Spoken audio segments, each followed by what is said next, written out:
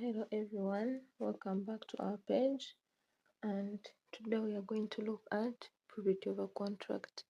And before we get into the details, please tap on the subscription button below, and in case of any questions or suggestions, you let me know in the comment section. So what do we mean by a privity of a contract?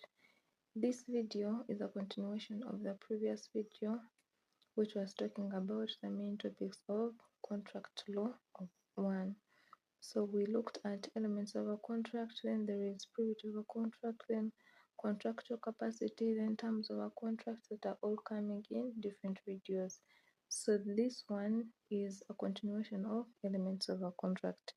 So what do we mean by privity of a contract?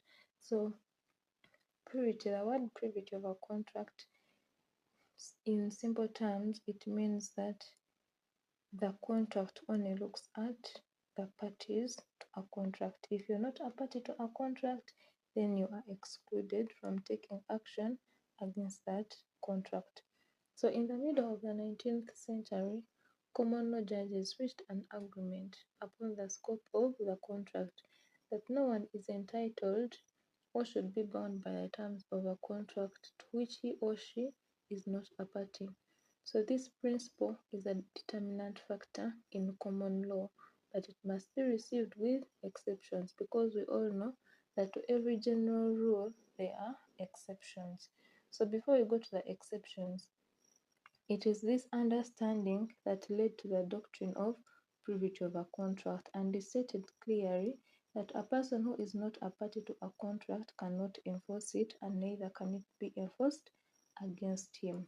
So when we are looking at contract 1, and then in particular privity of a contract, there are 3 main cases that are going to help understand this doctrine.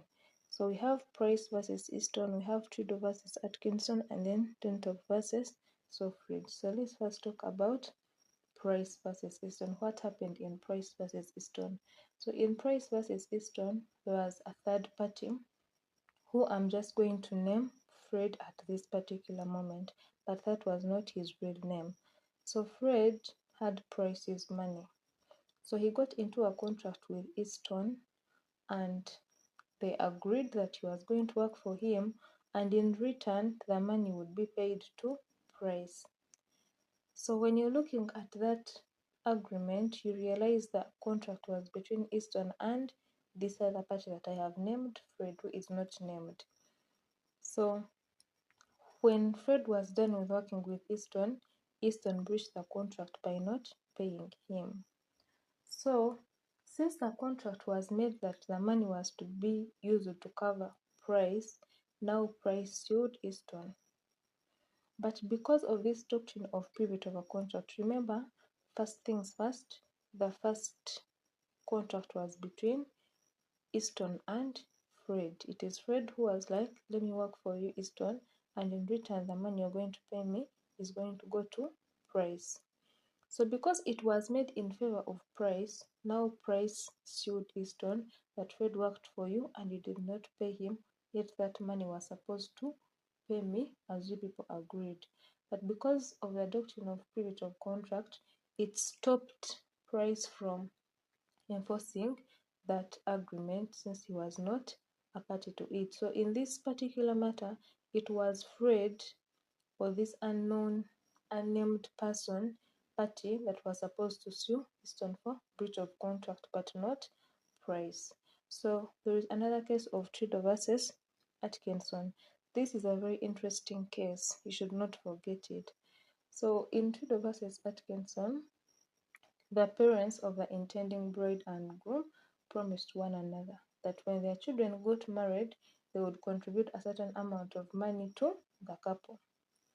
So this was the bride's father and the groom's father agreeing to that. So indeed, the parties, the groom and the bride, got married. But what happened later? The bride's father breached the contract by not giving up that money that he had agreed upon with the groom's father. So we have to go back to the roots of that contract. and we realize the contract was between the bride's father and the groom's father.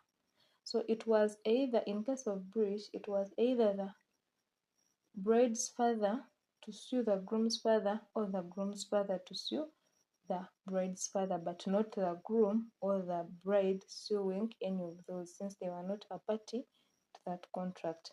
So when the bride's father failed to pay that money, now his son-in-law, that is the groom, sued him for breach of that contract.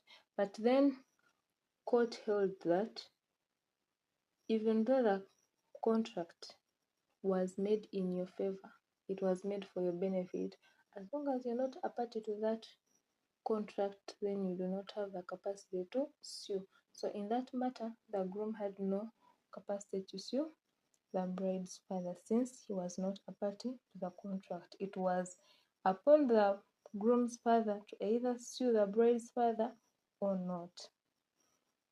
So then the third case is the case of Danto versus Selfridge. So in that case, it also expresses the similar point. So here, the ruling in that case was Danto could not enforce the promise which was made to Selfridge by Jew, because at the end of the day, he was not a party to that contract. But like we already stated, there are always exceptions to the general rule. So the rule of privity, the adoption of privity of a contract, also has its exceptions. So when we talk about its exceptions, we talk about trustee relationship, we mean constructive covenants, we mean third-party insurance, and agency. So let's talk about third-party insurance. What do we mean by third-party insurance? So we all know that Motor Vehicle Insurance Third-Party Risk Act Cap 214, together with the traffic, they require motor vehicle owners to take out that third-party insurance. And this is to help them in case of any accident or in case something happens. So that insurance is supposed to cover up for in case of any accident that happens. So when a motorcyclist gets into an accident, or maybe his motorcycle is stolen, or it is burnt, or he lands into any misfortune, it is that third-party insurance that can cover it for it.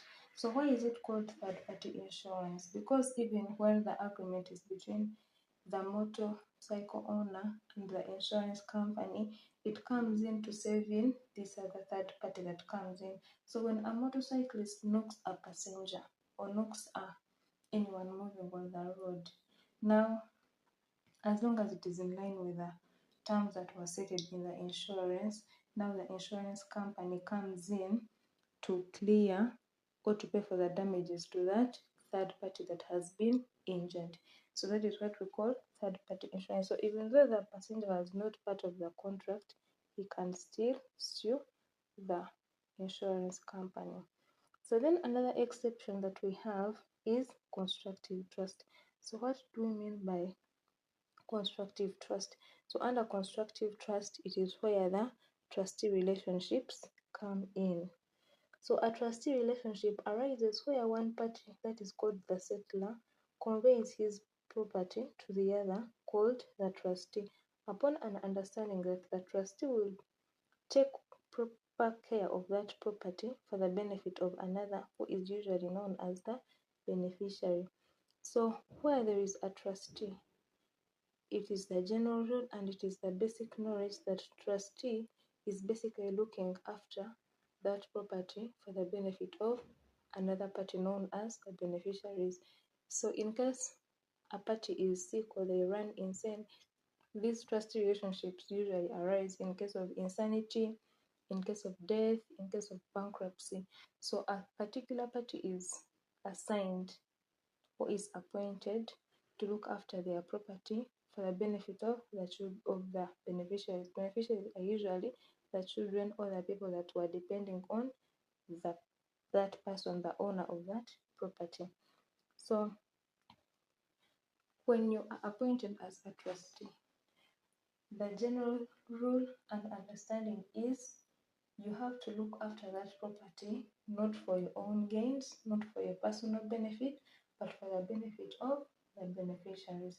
So if any issues arise that you are mismanaging that property, then the beneficiaries have the capacity to bring a claim against you. However much they were not a party to that contract, but a trustee relationship creates an equitable interest. So in this particular matter, the beneficiaries have an equitable interest in that property, and therefore they can bring a claim against you, however much they were not a party to that contract. So another exception to the rule of privity is what we call agency. So what do we mean by agency? So we all know that agents, we all know about these companies, the banks, the companies, they usually have agents who work for them. So when you have an agent, it means that agent is representing you.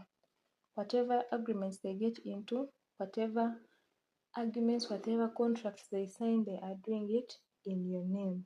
So you have to bear the risks of whatever they do. So section 118 of the Contracts Act, it brings out or it generates the power of the agencies, how the agency is created and their powers and how it can be terminated and all that. But here we are bringing an easy understanding to the exceptions, and then you can, with this understanding, it can ease your reading for the paper or for anything. So an agency, it is a relationship that exists when one person, called the principal, appoints another called the agent.